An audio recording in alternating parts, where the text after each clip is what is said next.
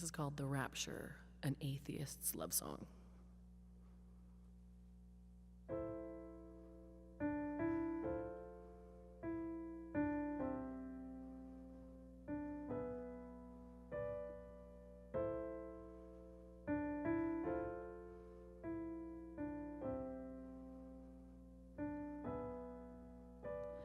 Believing in nothing, but unhappy with it all. Protons and neutrons and gravity explain your fall. You tried, but you can't control evolutionary needs. All you can think about is planting your own seed.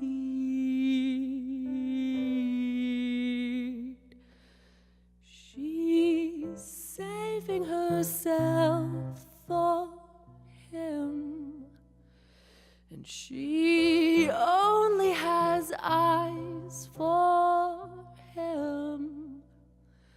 The time has come, he's the only one.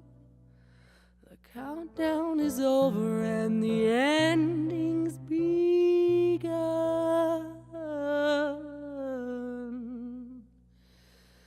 In the end, it's too late.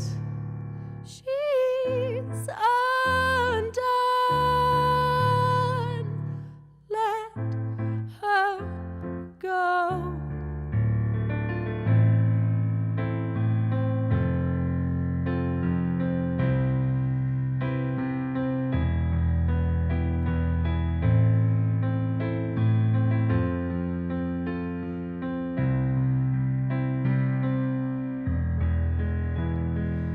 You hold on to her, but she's floating away from you. You can't believe it, but she's of the lucky few. She's leaving you for an eternity in the sky. You let go and tears flow, and she only waves goodbye. She's saving herself for him, and she only has eyes for him. The time has come, he's the only one. The countdown is over and the ending's begun.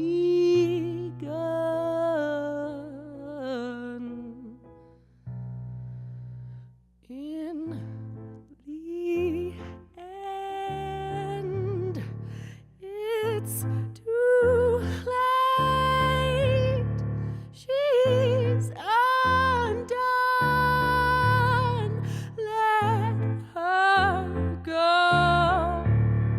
In the end, it's too late. She's undone. Let her go. In the end, it's too late. She's undone. Let her go.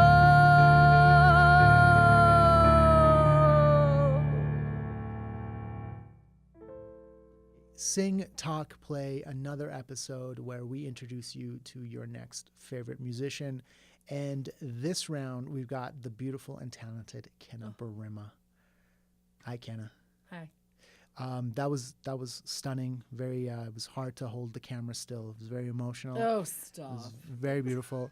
Thank you. Let's get straight into it. You are a well-seasoned, well-known artist in Calgary and in Alberta, and also you've done lots throughout Canada. You're embarking on a solo thing. Let's talk Finally. about that a little bit. Finally.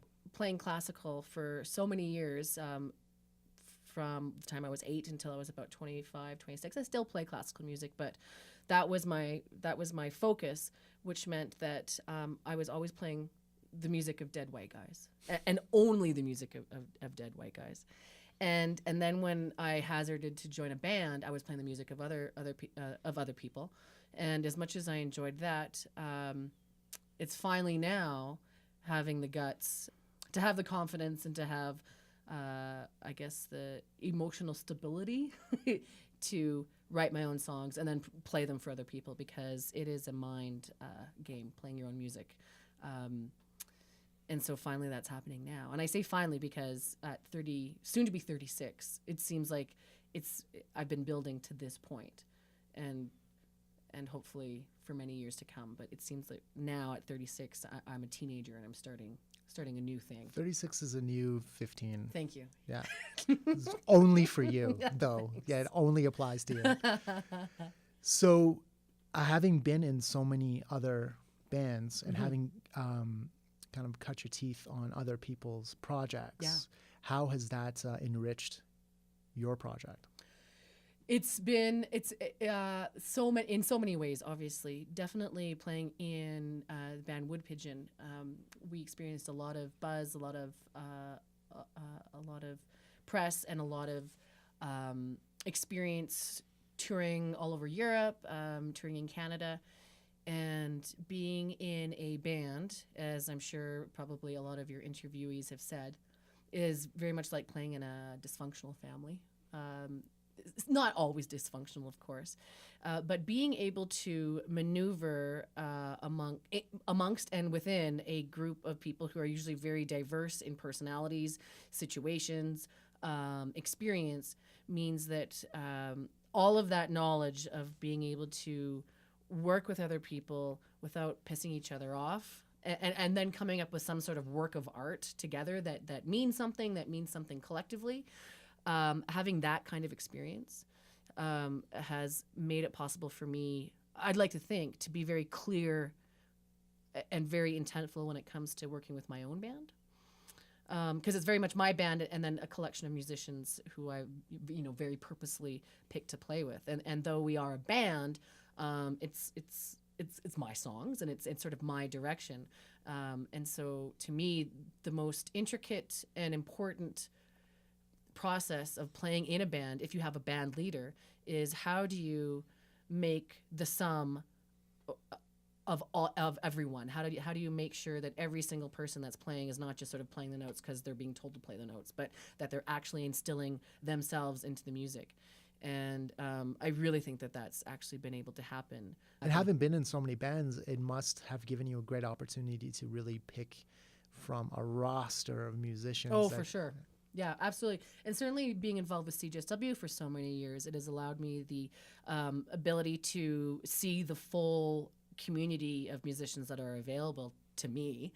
And so what happened was that I was able to, not having played with a lot of the musicians before, but seeing them play in bands, seeing them play on stage, be able to go, yeah, I want to play with Simon Fisk, who's an amazing jazz bassist in Calgary, Colin Mitchell, who plays guitar right now in Thwomp.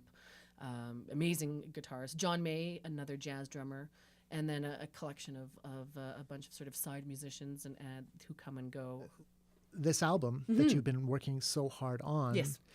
When is it going to be released? When is it going to fall into the hands of your adoring fans? Oh, I love it when you say that. And I for one, am really interested to hear. It was beautiful watching you do a solo thing, but I'm trying to imagine it filled in with accompanying musicians, Yeah. and I'm excited. So what's happening? When's it coming? Excited is definitely probably the most Apt word to describe the whole thing. Friday, April 11th at the Ironwood Stage and Grill will be the release album date. Here in Calgary. Here in Calgary. I'd like to do some shows outside of Calgary, but right now I'm just sort of focusing on getting the album released. Just yesterday it went off to Golden Mastering down in California to be mastered, so very excited about that. There was a lot of parts that we had to make sense of, and I didn't want it to be clean. I was very adamant about it not being a pristine, clean sounding album. I wanted it to be messy because the songs themselves. When I finally sat down and listened to them, I was very happily surprised that it actually sounded like what I wanted it to sound like. For some reason, I didn't think that would happen. I don't know why. But then listening to it, I thought, oh my God, this is sort of this dark doorway into my psyche because, I write songs very much as a therapy as well. So I write songs about my family's past, my ancestry, a recurring nightmare that I had that I don't have anymore after having written the song.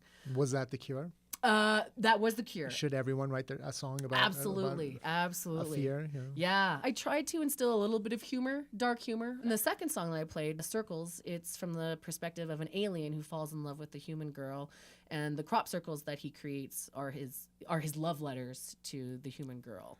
And so it's very much a dark album, but I'm a kind of a person that I think people consider having a sunny personality. I'm quick to smile. I like to laugh. But my music, I think, is quite dark and kind of can be a downer. So yeah, I having added all of the things that I meant to add, to hear it now as a full album, I'm really pumped about having people hear it. This is a new one called Circles.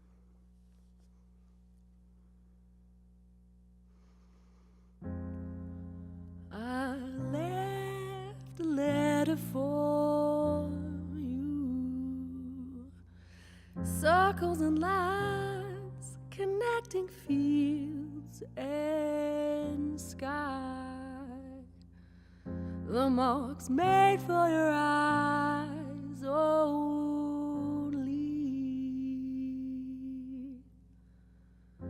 But men came by the ignorance,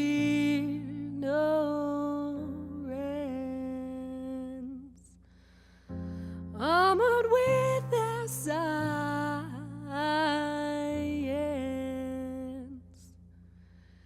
They stood in disbelief and burned my letter to the ground. My monument of our love created confusion,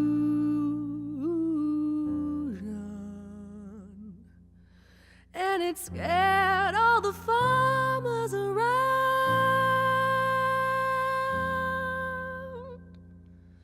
whose fields I had taken to write my letter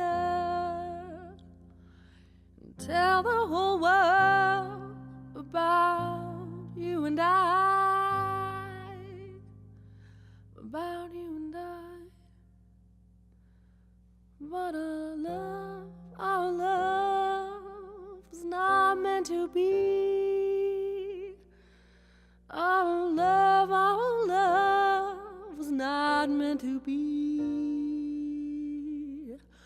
Our love was not meant to be.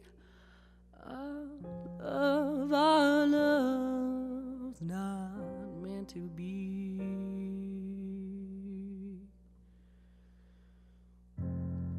The stars were my only friends when I first laid eyes on you. Circling the sun a few million times to find my perfect world.